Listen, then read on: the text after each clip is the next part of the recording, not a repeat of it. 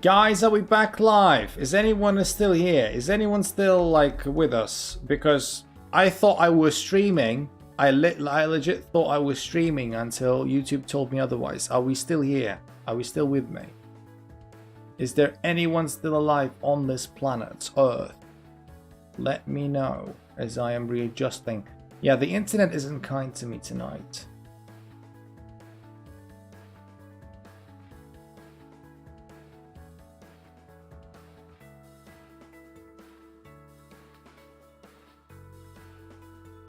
Let me think. Hey man, I'm back. It's me who's back. Guys, I apologize. I apologize. It's the second time tonight and the internet, like I said, hasn't been very kind to me. It's been a bizarre experience. I thought I was streaming, but apparently I was not. Apparently I was not. Please let me know in the chat if you can hear me and see me and stuff.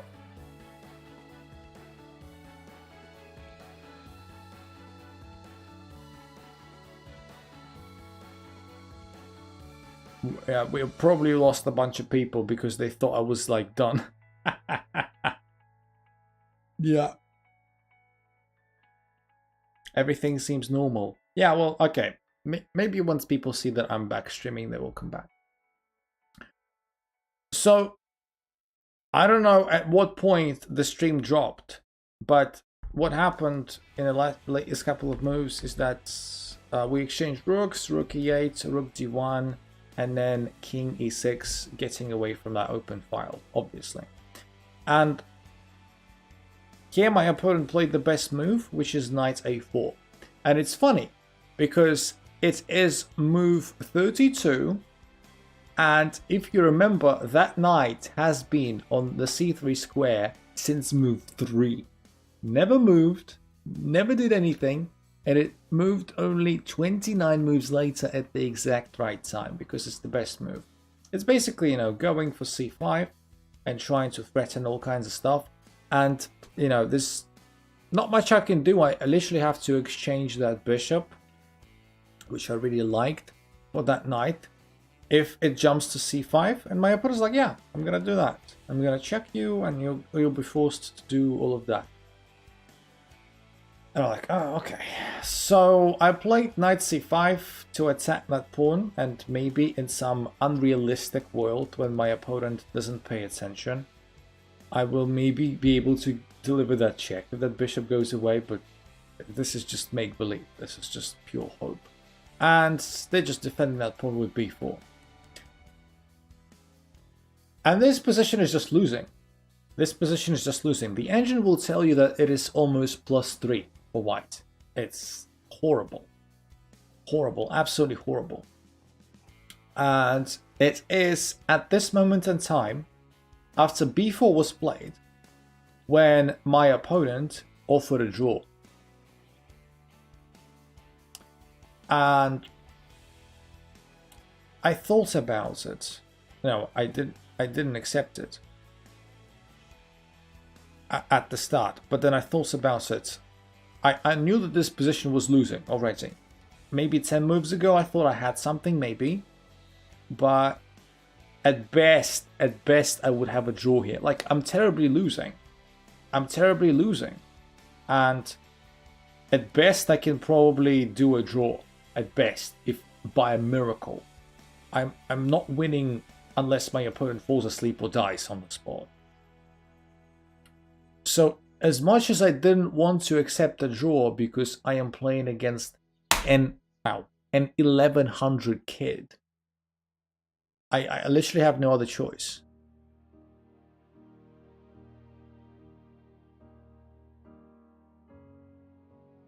If you overdrawn correctly, you could have played it until you were lost and accepted it. It doesn't work like this. It was a must-win game for me. It was a must-win game. And I needed to win so that I don't lose a shit ton of points. But then I thought, like, in this position, I can't not accept it. As much as I want to try and play for a win, this is not a position where you try and play for a win. Only by some stupid miracle can I win this one right now. So after thinking for a bit, I accepted the draw and we drew. I would be very happy with a draw in any other circumstances, and I guess I should be happy with a draw even in these circumstances. But yeah. But at the same time, an opponent that is higher rated is not going to offer a draw. So yeah. But this is not an 1100 player. This is not an 1100 player. Like, those of you guys who were not there on stream when I said it, to give you context for the game. This guy, 1100 kid, in this tournament that I'm playing right now, before me, beat two 1550s. Beat them. And drew a 1600. And only lost to a 1900. So, if you judge by these four results, before my game, before round 5, he's probably around my playing strength. Probably around that. But I am almost 1500, and he is officially 1100. So make that make sense. And it's just the reality of playing in these tournaments, and that's why it's so difficult to get your rating up. You know, if you don't have a very lucky draw, you get paired with these super underrated kids who just eat the points away from you.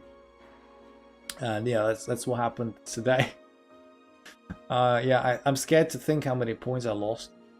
Maybe around 15 or 20 even. But hey, had I lost actually the game, I would have lost many more. So yeah. How is he 1100 if he beat two similar rated players to you? Well, after this tournament, he will not be 1100. He will up his rating massively.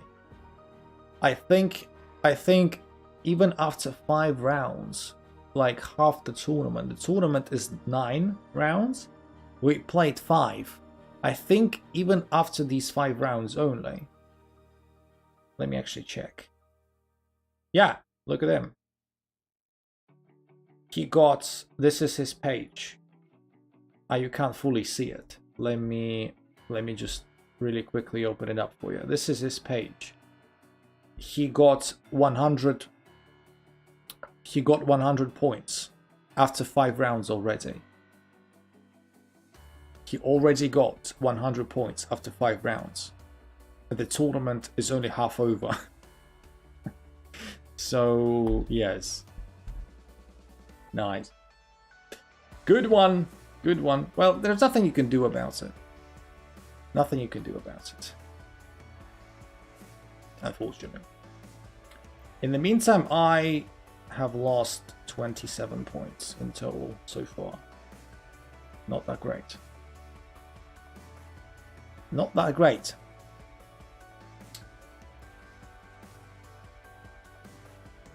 Alright. Let me just go back. 27 is not that bad. Can I play a game against you? Hi, V Rush. I'm not sure how to read your nickname correctly. Welcome to the stream. Welcome. Yes, we can play a game. Actually, it's just about time to start playing with viewers. We just finished analyzing the game round 5 that I had in the tournament, and yes, I'm gonna start playing viewers in just a couple of moments. 27 is not that bad. Well, you say that, Mohammed. There are still a couple of rounds to go, 4 rounds to go, but at best I'm gonna try and maybe not lose as many. I'm almost definitely not gaining points after that tournament. With 4 rounds to go, yeah, it's gonna be difficult. It's gonna be difficult. And thank you for the best luck wishes, Dutch Defense. It's just going to be very difficult. We'll see. See about that.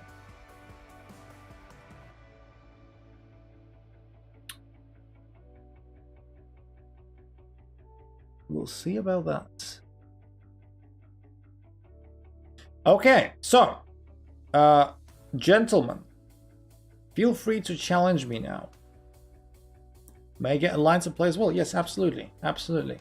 Yesterday we had chess.com crashing on us at the very, important moment.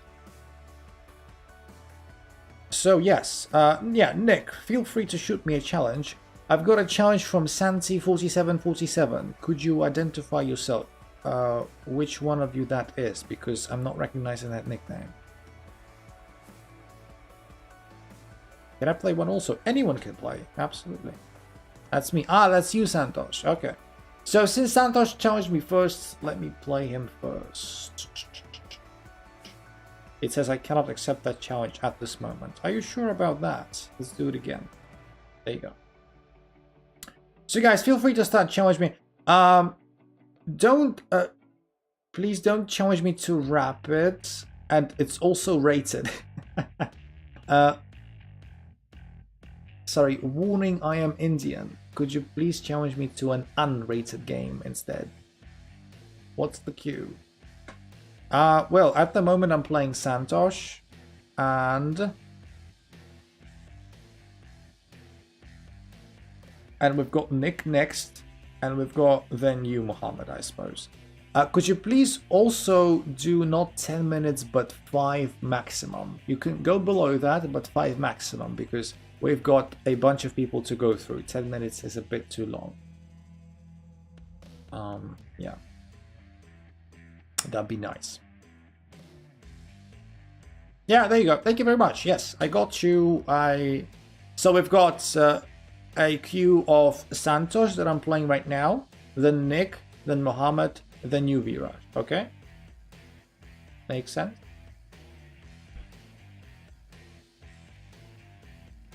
The queue has formed. So yeah, you're pronouncing my name correctly, to be honest. I mean, I don't think your name has, like, how can I mispronounce it, to be honest? I guess you read it how it's spelled. So I wouldn't give myself too much credit here, to be honest. Unless you meant incorrectly, maybe you misspelled it. But I hope I pronounce it correctly. Yeah. Hello. Well, hello there, mean boy. Welcome back to the stream. How are you doing, my friend? How has your day been?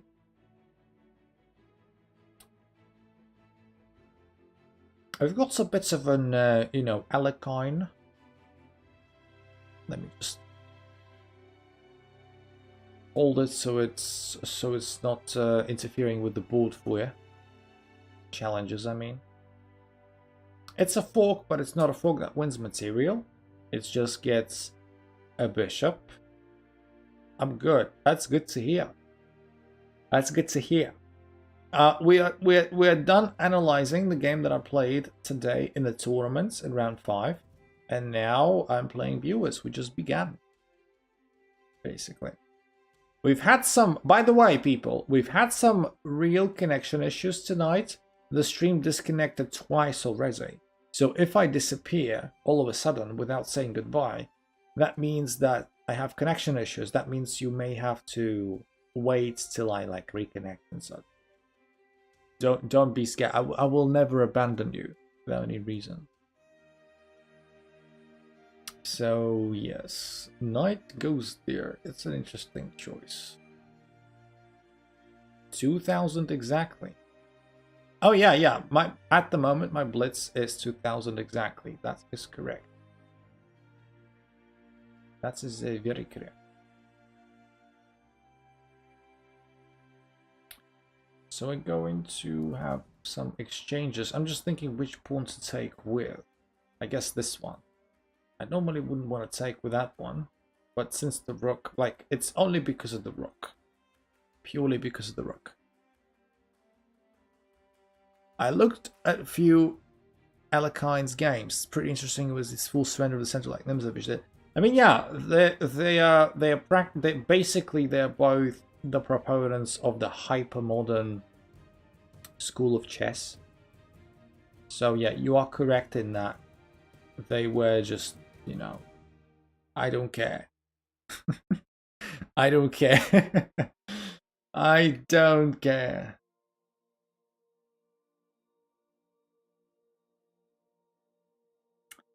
But funnily enough, you may find it interesting to find out that despite the fact that I play the Alakine's defense, I am not a big fan of Alakine. I am not. He was a world champion, and he's the only person to die as the world champion, sure. But even when he was world champion, he wasn't the strongest player in the world. He wasn't. And yeah, Alakine wasn't that good. Alakine wasn't that good. So yes. The only reason, if you guys don't know this, you may find it interesting. The only reason Alakine was world champion and actually was world champion for so long is that Capablanca was world champion and Alakine and Capablanca agreed to play a match. And Capablanca was looking at Alakine and he was like, Alakine? Who kind? What? What? Like, I could beat him in my sleep. And Capablanca was like so chill that Alakine basically beat him because Capablanca was like, you know, in shock. Like, why? That Alakine isn't as bad as I thought. So Alakine literally just caught Capablanca cold because Capablanca thought that it's going to be an easy match. And after that, when Capablanca was like, okay, fine, I learned from my mistakes, Alakine, you, let's have a rematch so I can take the world championship off of you because I know you suck and I'm gonna beat you very easy.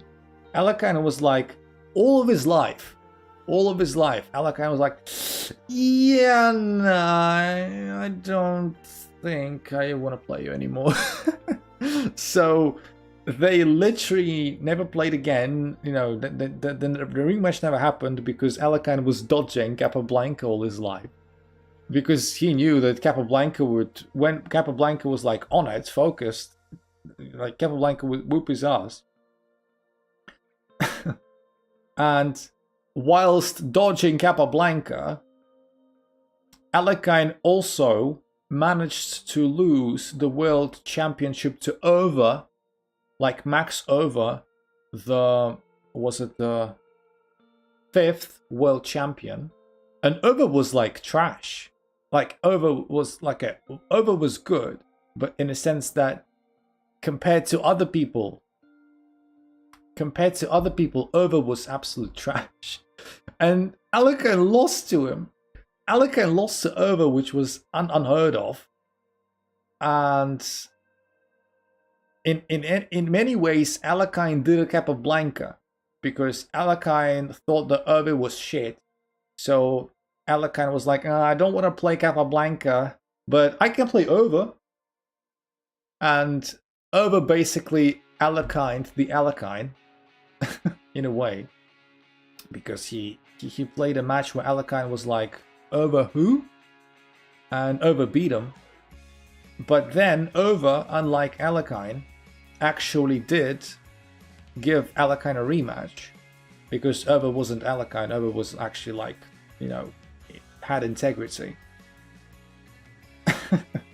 And Over lost the rematch. That's why Alakine became world champion again. And ever since then, Alakine was, nah, I'm never playing anyone good ever again. I learned my mistake. I even lost to Over, like I can't play anyone good surely. That's why Alakine never played anyone good, never played Capablanca again, and that's why he held on to his title until he died. That's your Alakine lesson, boys. I hope you learned a lot of new things about the history of chess with that mini lecture that I just gave.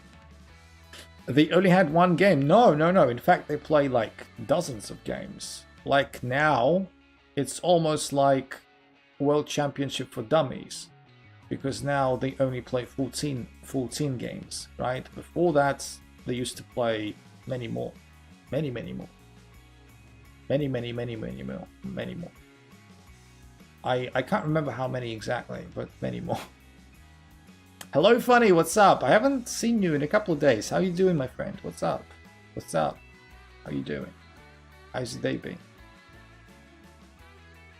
How has your day been? So is Santi just looking to flag me at this point? That'll be quite funny. Get flagged. Ah, come on. This rook check. Literally trying to flag me. That's impolite. This is going to be rook f4 check. It's going to be rook f4 check. Come on. Don't disappoint me. Nah, this check doesn't happen.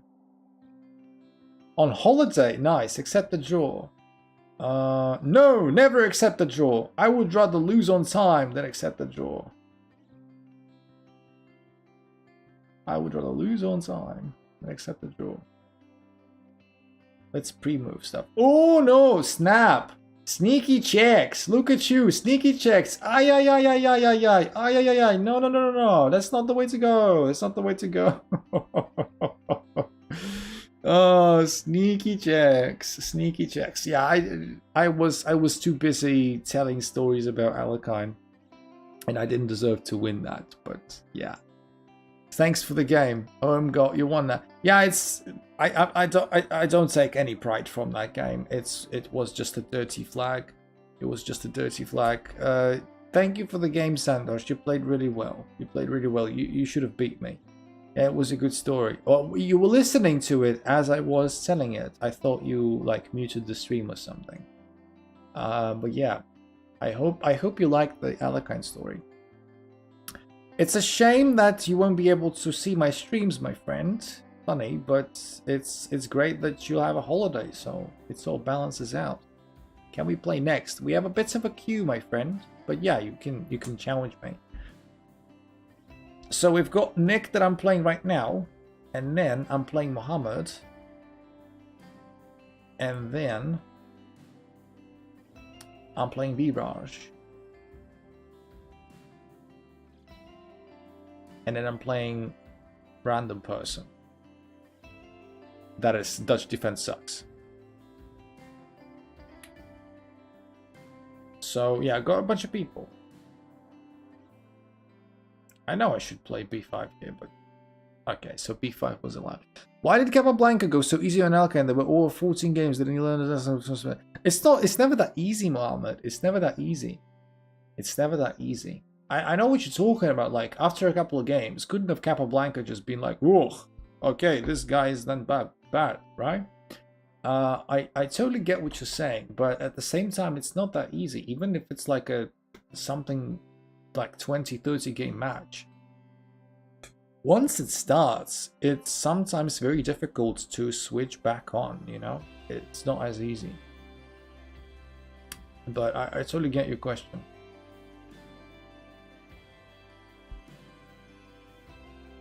I totally get your question. So yes, I know I just took like a huge dump on Alekhine. I literally took my underwear, I laid my ass bare, and I took like a huge dump on Alekhine. It's just that, and you know, I made him look like really shit. You need to understand that Alekhine beats me, for example, with his left like pinky, without giving a care in the world. Alekhine was still a very good player. You could say a world-class player, especially at the time. And a lot of people, still despite all of what I just told, put Alekhine in like top 20 players of all time. I wouldn't be that generous. I would say maybe top 30 is somewhere right. But still, you know, top 30 players of all time. You know, come on. You would take that in a heartbeat. It's just that Alekhine is definitely one of the weaker world champions. And even when he was a world champion, he wasn't the best player in the world ever. But he was one of the best. Shouldn't you have played bishop g4 to develop that bishop instead of blocking it in? When? Like, in this game? Or in some other game? I lost my train of thought there for a second. Yeah, before b4? Before b4. I mean, my bishop, even with b4, like, it's not locked in. It's still like a bunch of squares, and yeah. b5? No, like, I do agree that in lots of these, like, Slav positions, the bishop goes to b4. I do agree. But I feel fine. I feel fine with that bishop. Like, no, it's okay. But you do have a point. You do have a point. Okay, so that pawn is probably dropping no matter what we do. I can't try like a stupid queen c7. It's your turn. I know.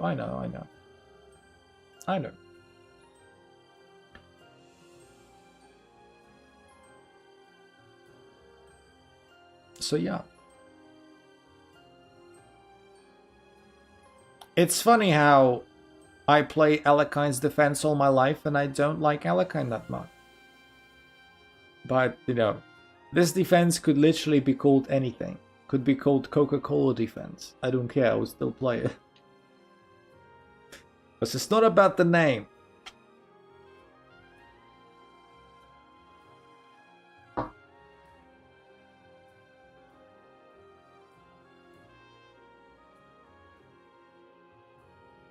Because it's not about the name. Oh, yes.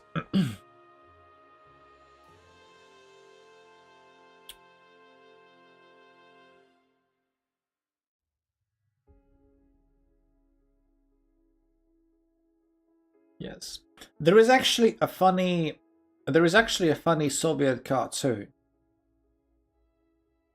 I grew up on Soviet cartoons, as lots of people from the post-USSR countries, and some of them are really brilliant. Like, I'm not being like red-colored glasses, communist, etc., or nostalgic. Some of the Soviet cartoons are legit brilliant, and on IMDb, even if you try and Google them, even though a lot of people are very biased because most of the rating comes from the people who are watching them from post-USSR. The ratings will be very impressive.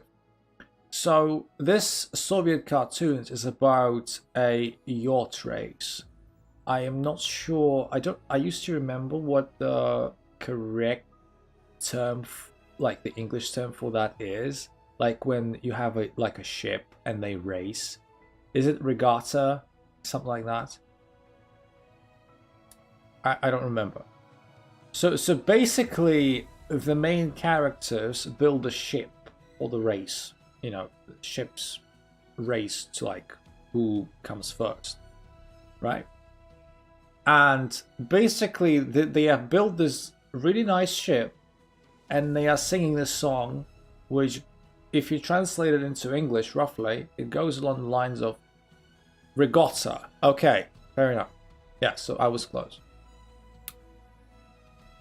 Basically, the song goes something like this.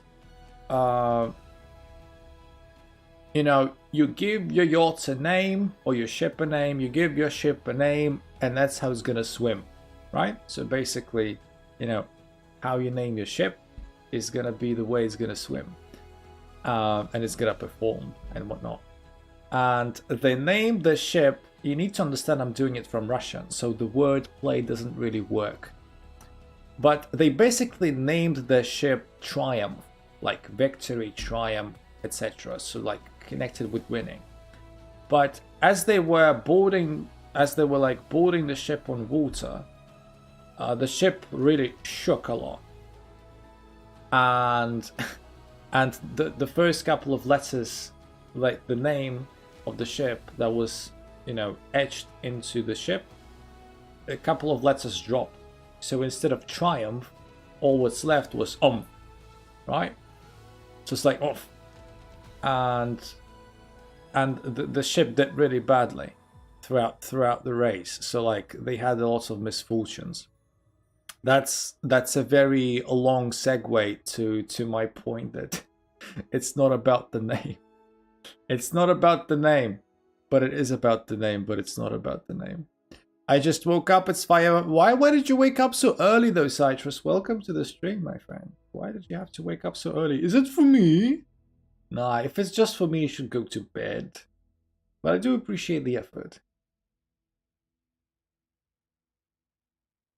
Takes. I didn't have to take it immediately, but this doesn't, like, the Luft isn't there. The Luft isn't there. You can still block. I need to feed my dogs and water the plants. Ooh, look at that. Oh, you could block with the bishop though. You could be blocked with the bishop, my friend. Yeah, it's a shame. In fact, I can win the queen through this nasty check. Like, win the queen straight out for free. I can divert the king. Yeah, so there is a difference. This is the difference between a player who is high rated and who is a bit inexperienced. I gotta go for a jog. Have a great stream. Thank you very much. Thank you very much. Actually, I really appreciate you, Cyprus, coming in. And even though it's just for a minute, yeah, go do your thing. So this is the difference between a player who's like not as experienced. Like, once this move happens, you take the queen immediately, right?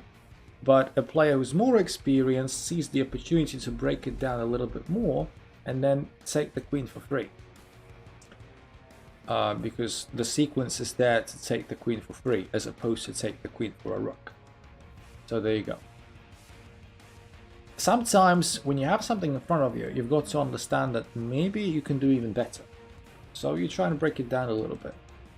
And yes, Mohammed, this is your turn now to challenge me. And then it's V-Rush, and then it's Dutch defense. And also Funny wanted to play. If Funny is still here. I played better yesterday, thanks for the game though. Thank you very much, Nick. I don't remember... I remember being impressed with your game, but I don't remember what we played. I don't remember what we played. Yes, when you have a good move, look for a better one. Yes, Sanros, you are correct. You are correct. That's the good old chess adage. Ooh, the French, the open French as well.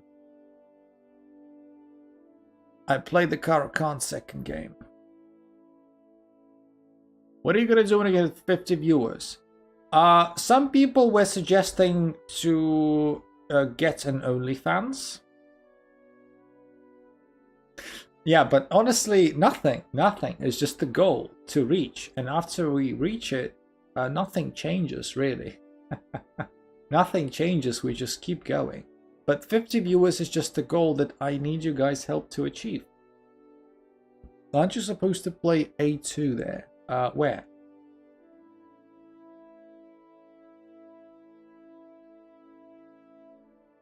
A2? What?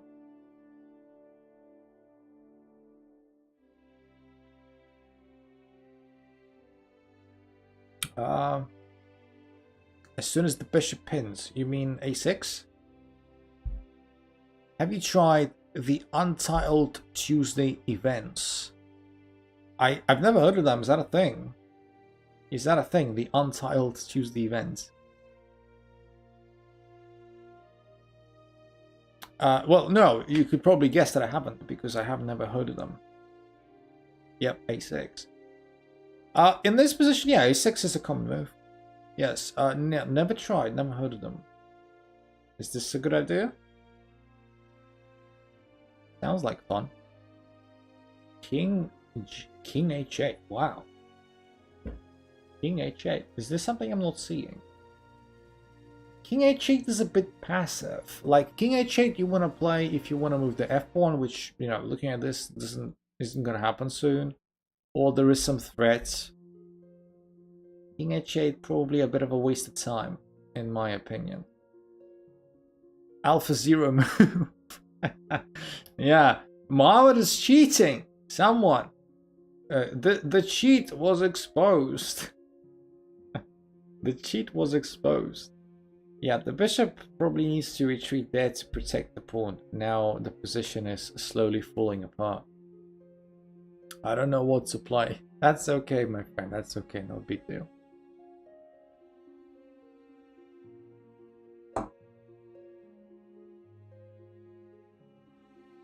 Oh no, you saw it. You didn't see the queen was defending as well. What's a fun opening to play against the French? I always gonna do bad against it. I hung the queen, you missed it. What? I didn't. I literally just took it. What? How could you say I missed your hanging of the queen when I literally took it? What? Ah! Am I living in a parallel universe or something? Alternate reality. I hung it before. You did. Where did you hang your queen? Am I dumb? Ah, right, this one. Yeah, you're right. Well, you hung anyway. Oh, yes. That's the quality of chess that we've got today. Yes, I'm tired. Give me a break. I mean, against the French, I play... Like, you see what I play. I play the Tarrasch. I think Tarrasch gives a lot of interesting positions. I would recommend looking into the Tarrasch. The Tarrasch is very interesting. Like, this is the Tarrasch. E4, E6, E4, E6, D4, D5, Knight D2. This is the Tarrasch. Do you like Tarrasch the player? Ah, actually I do. I do. I like Tarrasch more than I do the other guy. Yeah, Siegbert Tarrasch is a very good player. Very good player. Very good. Very good. Very good. Like, me like. Good stuff. Well, I'll give it a try. Yeah, I think you should try it. Just learn the ideas. I think the ideas... Oh shit, I've got... Ah! I didn't realize that... do we have increments? We don't. Okay. Gotta be careful there. Jesus Christ. I'm so bad. Come on, attack my queen again. Yes. I missed everything. I missed everything because I am in time trouble.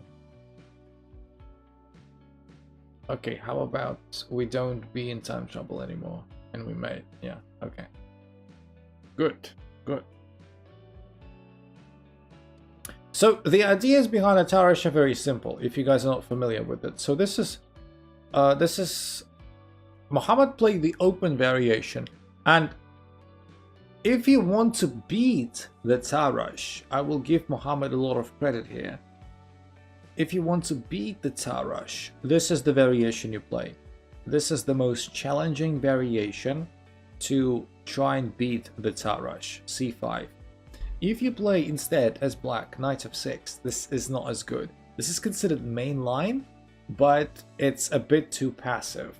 You're basically hoping for white to make an inaccuracy after that, because the theory goes like this: the knight is forced to d7, and then in the Tarrasch you don't want to put your knight on f3, you want to put it on e2, so that you will see why. Oh, sorry, idiot. You play bishop g3 first, obviously. You don't want to block your bishop. So like attacks, protects with knight e2, attacks, protects, knight f3. And then after takes, maybe like this bishop b4 is one of the main moves, takes, and then, you know, castles and castles. We get a position. We've got obviously equal material, but white has got a lot of space to attack on the king side, and I would like to believe that this is exactly what Santos wanted, to get an open position like this. And the engine is going to tell you, like I'm looking at it right now, is almost +1 for white. So, and this is theory. Like, black didn't do anything wrong at all. This is just theory. And black is just hoping that after f6, which is again the main move, after takes, knight takes, again this is almost +1. Like, objectively white is better, almost pushing at winning. And this is theory. This is all theory. It's just that black is hoping that despite the fact that he's objectively not doing great, white is going to get too ambitious about his opening. And white is going to be like, I'm so great, so that white loses control of it. Don't remember that this pawn is still under some pressure, and black does have problems, but he does have the two central pawns as opposed to one. And this semi-open file can be used in black's favor in some positions as well. So black does have some counterplay. But yeah, so that's only one of the sort of Tarashi positions. And the idea of the Tarash is just that you use your knights very smartly, so that in the end your knights end up on these nice squares. Not now. Now maybe not the time to play this, but knights are very nicely poised for a kingside attack. You know, Italian game, Rulo Pes style. You know, knight on f3 on a g3. So there you go. Can we have a rematch after everyone? I don't think we have time now, my friend Mohammed. We're already quite late. So yeah, next up is Viraj, right? There you go.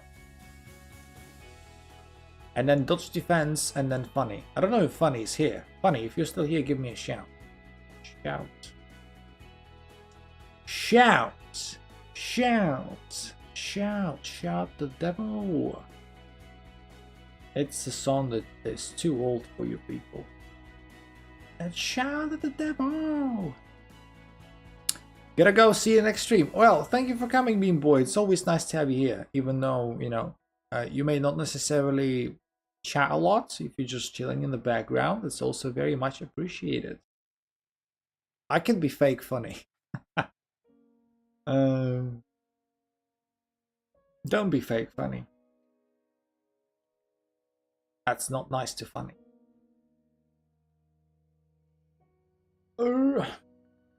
I mustn't forget that we're playing with increments, like this game.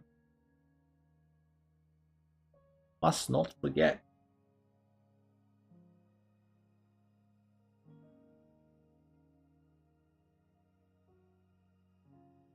Yes, okay, let's play bishop b4. Now I did play bishop b4, huh, Sandosh, huh? Who was putting out bishop b4? Yeah, Sandosh was putting out bishop.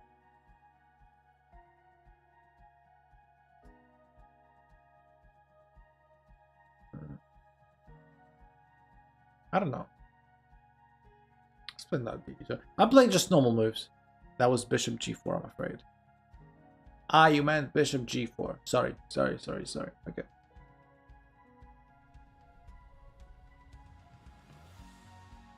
I guess I just misread your initial message then, and I was completely talking about an irrelevant thing. I apologize. I guess I misread it. That's what happens. Today has been a long day. Today has been a long day. I didn't even play. I was talking about the last good bishop. Yeah, I'm sorry. I am sorry. But to answer your question retrospectively, even in positions that don't require it, for example, yes, if we want to play the French, you're locking your bishop up. But even if we don't talk about French, even in positions where you don't have to do it, I still sometimes am inclined to play bishop b6 and lock the bishop up. Honestly, I'm one of those players who don't mind that at all. Because I'm not afraid of locking my bishop up. I always have this idea that I will make it good eventually. At some point I will either play e5 anyway, or I will find a way to develop it in some other way. If I want the bishop to stay put, then I will leave it there with no problem. I ain't scared, I don't care. The problem that some people have sometimes, I will explain that in a moment. After I figure out what to do, let's play rook e8. The problem sometimes that happens when you get the bishop out, what a lot of beginner to intermediate players like doing is that they like to think that once you play bishop f5 and then e6, you are set for life. You're like, nice. I won a chess. I developed my bishop and I managed to lock the pawn chain down. I'm so great. I don't have the bad bishop anymore. The problem is, when you do that sometimes, is that even your bishop if it's on f5 and you play d6 is not bad nominally. Yes, it's like maybe it has like this entire open diagonal. Once you've locked it down, this bishop on f5 has absolutely no bearing on this part of the board, because it literally can't get there anymore. You locked it in. Nick is having to leave. I'm sorry, my friends, that you have to leave. It's been a pleasure to have you again today. If you can come tomorrow or the day after, that'd be very much appreciated. And yeah, make sure to leave a like before you leave. That's also very important, if you haven't done that.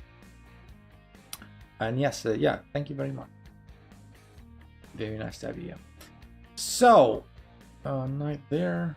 Okay, I guess I can put bishop here. So coming back to my point, bishop f5, e6, bishop stares at this, cannot affect this part of the board. So what happens? What happens in some openings? For example, it can happen in an exchange Slav, or just in any Slav really, is that the bishop is on f5, you've locked it in with e6, and then suddenly you start getting overrun on the queen side, like right here. And your opponent's light squared bishop is like attacking your king, maybe pinning this knight on d7 or knight on c6, wherever you put it, to the king. And this bishop can't help because it's on f5 locked in. Hi Clicks, welcome to the stream, my friend. Where'd you come from? Yes, you can play me. We play viewers every day and we stream every day as well. Absolutely you can. Where'd you come from? How did you find us? I kind of play Karakana in my mind, get the bishop out, e6 or trade it off. Yeah, sometimes you shouldn't rush to do it. That's sort of the idea, right? Sometimes you just should not rush to do it.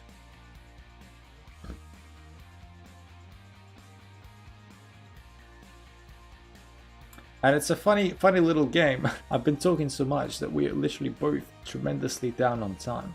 But since we're playing with increments, the game is just gonna, have to speed up a little bit. And we will both have still some, time on our hands. Oh, I took my knights. It's a nasty. It's a nasty one. Alright, come back. And tuck the king away, maybe use the semi-open file, something like that. Something like that. Rook g8. Rook g8. Is it fine if I play in rapid?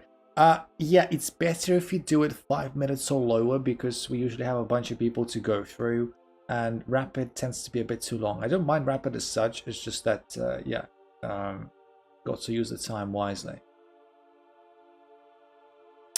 Yeah, we've got a bit of a rook left, and we made the rook a bit better.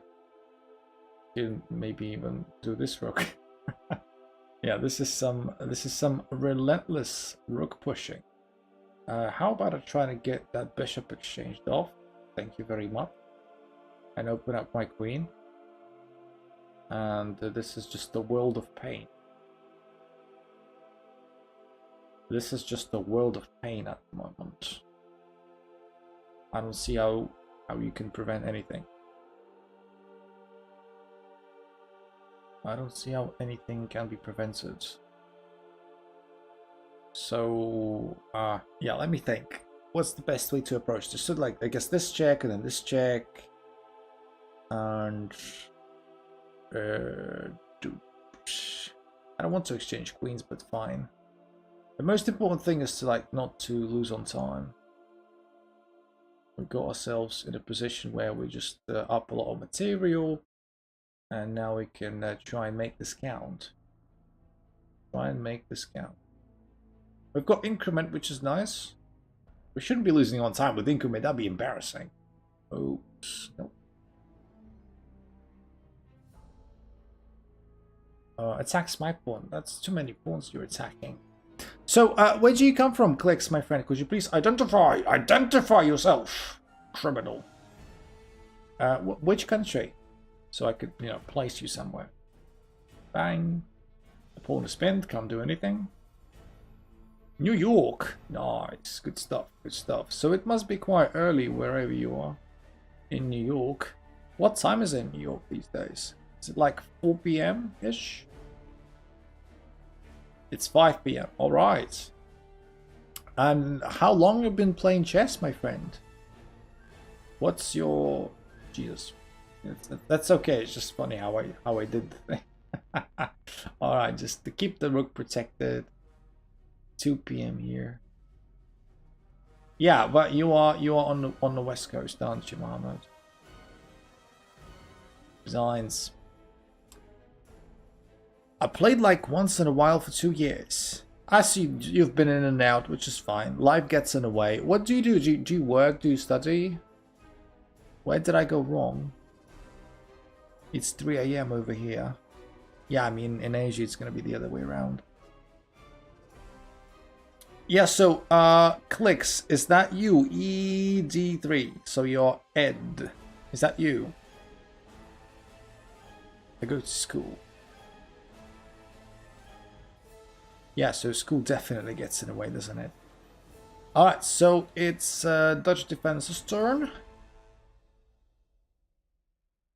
Yeah, so you gotta wait a little bit. We still got Dutch defense, the person I'm playing right now, random person. And then, as far as I can tell, it is your turn. It's gonna be your turn, so you just need to wait for one more person. So, where did Biraj go wrong? I think when you started pushing the... Like, I attacked on the... So you took my knight, didn't you? With your very good bishop, if I remember correctly. So you took my knight with your bishop, and you thought you were ruining my pawn structure, and you were, but it opened up an opportunity for me to try and attack you on the king side. You saw how it just, you know, brought my rook in, and you didn't stop it. You could have stopped it with some moves, but you were making some moves that were not very relevant to your king side. So I got just an attack for free, essentially. And the fact that your king side was already weakened by g3 and like something else. You played also like h3 or h4, I think. I don't remember already. But yeah, you weakened your king side. You didn't address my build-up of my attack, and you basically, you know, paid the price. Any tips to get to 1000 elo? Don't blunder. I know it sounds silly, but don't get me wrong, but I hope you can understand what I'm about to say. If you really think about it, Clicks, my friend, 95% of the games that you lose, like of all of the games that you ever lose in chess, you lose them because you drop a pawn there for free for nothing, you drop a piece there for free for nothing, you miss a fork, you miss a skewer, you miss a check, you drop your queen for nothing, and that's how you lose your games. Like, when you are under 1400, I would say, I would put it at 1400, you lose 95% of your games just because of a very simple, easy blunders. So before you reach 1400 rapid, I would suggest don't invest all too much time in opening theory. Don't invest too much time in like complicated strategy, middle games and whatnot. Learn basic theory, very basic endgames as well. You need to know how to mate with the queen and how to promote correctly, etc. But beyond that, just focus on not blundering stuff. When you make a move, see if the piece on that square is safe, or if when you move a piece, something else is not undefended. For example, you move a piece that was very important in defending something else, and then you just... Even at 1800 we lose a pawn over here and there. Look, I am right now, of course my rating fluctuates, but as you can see right now I am at 2000 precisely. And if I legit right now went to my archives, like I would open up my games of archives and I would look at 50 of my latest games on my rating, you would still see in those 50 games hung queens, hung rooks, hung pieces. Not that often, not anywhere near as often as thousands do it, but you will still see it. You'll be amazed at how far you can go in your rating just by not blundering. You'll be amazed. You could almost become an online G. Well, no, I'm joking, but at the same time, I'm kind of not. Just being very solid and not missing simple stuff is enough to get you really far. My latest game's around 80. Well, that's a lot of accuracy. That's too much. I can't handle it. I don't. Yeah, it sounds nice. I just don't trust game reviews. Game reviews kind of suck, and I actually made a video on that at some point. Why you shouldn't trust game reviews. That's a bit unfortunate. No, I mean 87 is a lot of accuracy. 87 is a lot. There's nothing to laugh at. It's just that sometimes game reviews gave you false information, and you've got to be careful. You've got to be careful.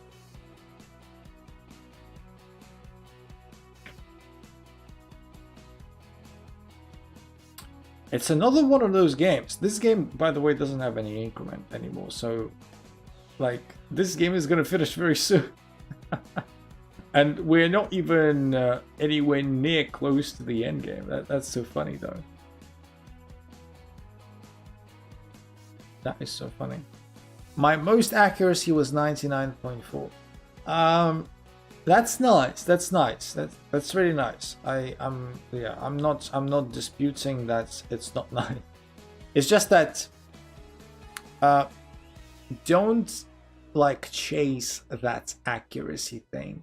If it's something that encourages you, then great. But don't like I don't remember what like I never even look at accuracy. This is just a like silly number in my opinion. If it does something for you mentally, then you know, great. Works for you, awesome. But I don't even look at it. Like I don't care. I don't care. You had confirm move on, so you have to like after every move you had to confirm it or something. All right, so Clicks, you can challenge me now, my friend. Feel free to challenge me. Accuracy helps mentally. Well, if it does wonders for you, then you know, keep it going. It's just that I couldn't care less about it. This accuracy thing is so like super unstable and super unreliable, as far as I'm concerned. Good luck to you, my friend. You've got the English. Oh boy, that's gonna be fun. But the 4 knights. Yeah, when you got the English, and once you play this bishop, yeah. So like this bishop, don't be afraid once you like lock the pawn chain down. Don't be afraid to just trade it for the knight.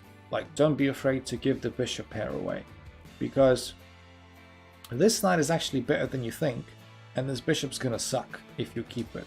So don't keep it. Just trade your bad bishop for that good knight, and try to create your position so that it benefits your 2 knights. And by that I mean, I can go back. I could have played h6 to go bishop h7. Well, boo-hoo.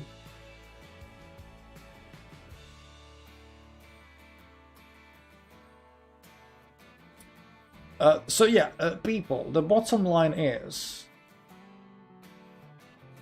people say that the bishop pair is amazing, and a lot of the time it is, but don't be afraid to sometimes give it away. Not like give your bishop away, but give the bishop pair away.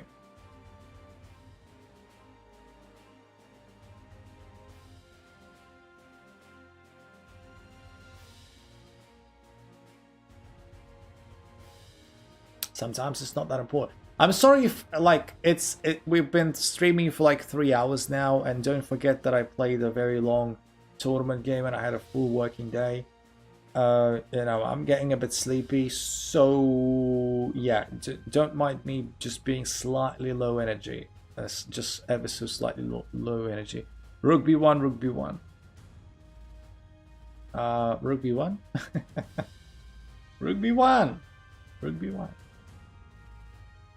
Rook b1 is correct. So yeah, in this position, Ed has got lots of problems to solve. First of all, like this bishop. Second of all, once the knight leaves the square, there are some interesting discoveries. The question is, can we make use of them? So like, for example, taking on f2 and then taking that, I'm not sure if it's a very good trade for me. Trading a bishop and a knight for a rook and a pawn, I would rather not do that. I would rather not do that. I don't know if Ed is watching the stream. Yeah, Ed is probably not watching the stream. I don't know, maybe he is watching the stream. So nice little counter threat. I can't take the rook, obviously, because then I would have been embarrassed. But there is a very interesting thing that I can do. I can create a counter threat. I can do this. I can attack the queen, defend mate, and a rook is still hanging. Bang, bang, bang, bang, bang, bang. Ah! Got me. Got me. There you go.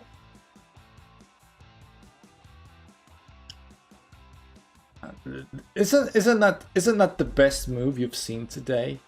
Knight e6, not because of its complexity, but because how pleasant it is. We do so many things at the same time. It's amazing, isn't it? All right, now it's time to take the rook.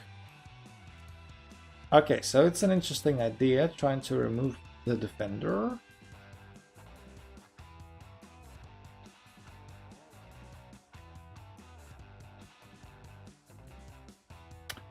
Remove the defender.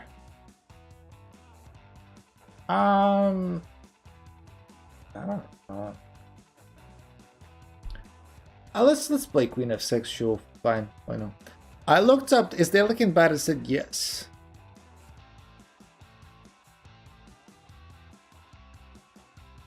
What do you mean it said yes?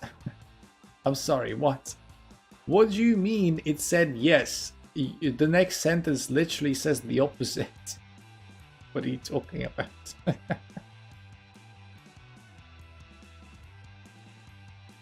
The Alekhine defense isn't bad. Who told you so? Like, is it ChatGPT? Like the sentence that you put in is very ChatGPT-like. Very ChatGPT-like. I also need to watch my time.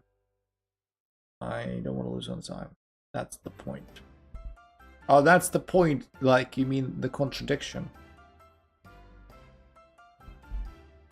The contradiction is the point of everything. That's what happened when I searched up. Okay. Okay. Yeah, so in this position, Ed got a little bit preoccupied with chasing my queen around. Which, you know, when you do that, you always need to be a bit careful. Sometimes just, you know, attack doesn't work. If you keep attack, you may want to find yourself in a position where you may find yourself in a position where you just keep dropping stuff. When you attack.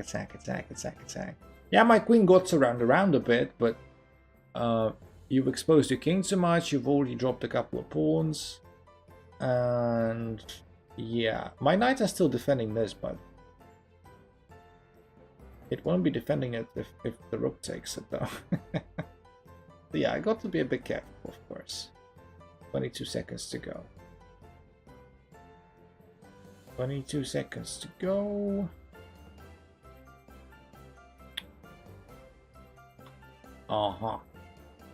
Okay, I can do this check. For example, I'm gonna do this check, you know? it doesn't drop a piece because after bishop takes, I'm taking this bishop, so it's just, it's merely an exchange. And I wanted to extinguish that mating threat, you see? The bishop was left hanging. Ooh, that's a Bobby Fischer move, although it doesn't trap the bishop. It does not trap the bishop. Now it does, though. Bobby Fischer is rolling in his grave. Bobby, indeed. Well, it's not the same, but it's similar. It's similar. Bobby Fischer, is that you? Is that you, Bobby?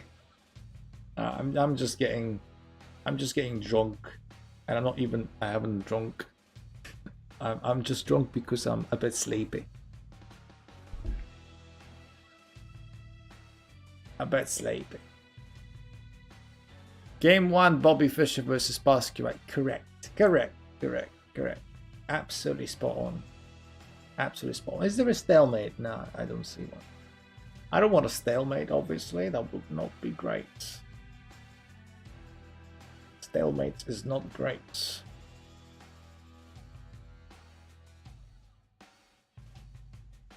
I just gotta do a ladder, mate. No need to reinvent the wheel. No need to reinvent the wheel. GG. GG, my friend. GG. I hope you enjoyed the game, and I think you played really well for someone who plays in and out. I think you have a lot of, lots of things to be proud of. Any tips to get 2,000 based off how I played? Were you listening to me when I was explaining about the blunders thing? I guess you were, because you were in the chat, right? Yeah. On top of that, based on how you played, I don't know if you were you listening to me throughout the game, or you muted the stream, so yeah, you don't get any ideas. Because I was commenting on the game and I was talking through stuff. I muted. Okay. So what I was talking about, I think the most important takeaway for you is that what I was saying also as we were playing is that you got way too preoccupied with chasing my queen around. Like, see how many moves you spent on chasing my queen, achieving absolutely nothing. So that's move 1, although you may not count it because, you were more so interested in taking the piece rather than attacking my queen. So, okay, we may not count it. Move 1 attacks my queen. Move 2 attacks my queen. Move 3 attacks my queen, drops a pawn. Move 4 attacks my queen, drops another pawn. You would just keep attacking my queen and dropping material for no reason. You just got too excited chasing my queen around, right? And I get the feeling that you are more of a tactical player, because even though some of the stuff that you tried didn't work, there are glimpses of tactical pattern of thinking. For example, and it's good, it's just that you need to make sure it works. For example, here, when you, instead of treating the rook problem, you went for mate, and I was like, ooh, that's an interesting move. That's an interesting move. So like, you were sort of baiting me to take the rook. Of course, I'm not gonna do it because that'd be embarrassing. But this sort of move is only played on your rating by players who have a tactical way of thinking, unless you completely didn't see that the rook was hanging. that sort of cancels my point then. But if you saw that the rook was hanging, then this move is quietly impressive. It's just a shame it doesn't work, because I have 96, which kills 2 birds with 1 stone. And there is also this thing that you did. I saw the rook was hanging. Okay.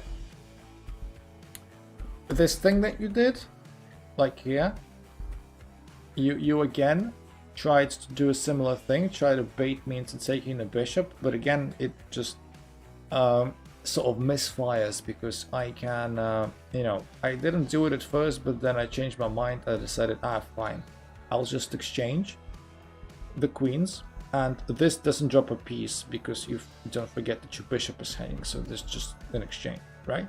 So I see some seeds of tactical prowess. It's just that you need to polish that.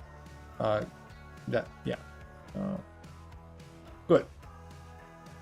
And don't get obsessed with taking queen, with attacking the queen.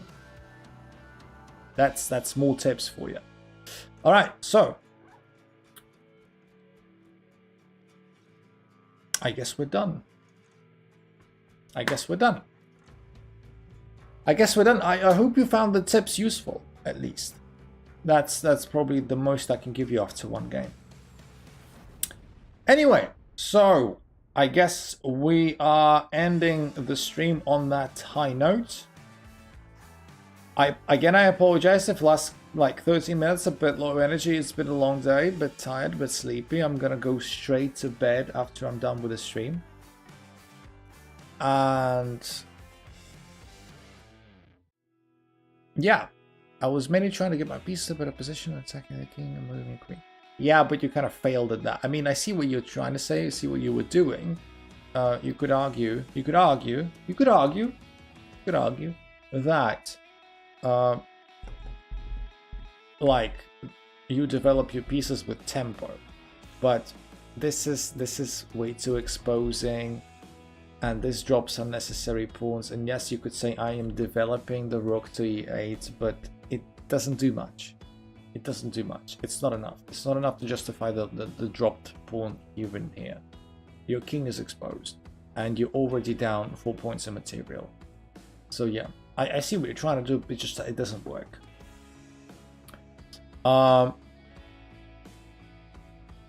Very lovingly, clicks very lovingly yet very harshly, objectively harshly. I give you 10 out of 10 for storytelling.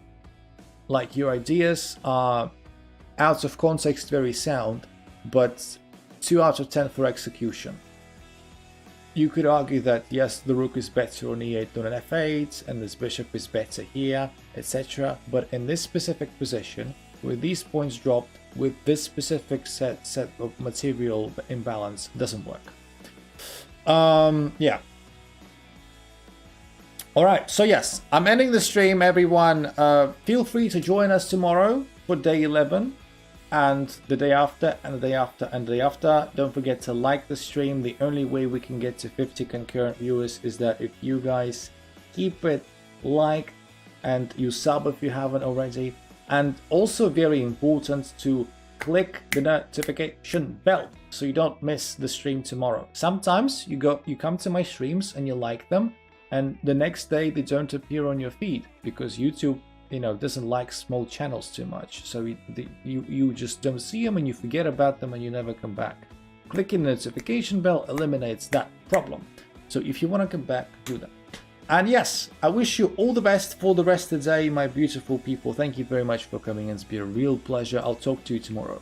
And in the meantime, you know, have a good night or evening, afternoon, whatever. Bye-bye. Cheers.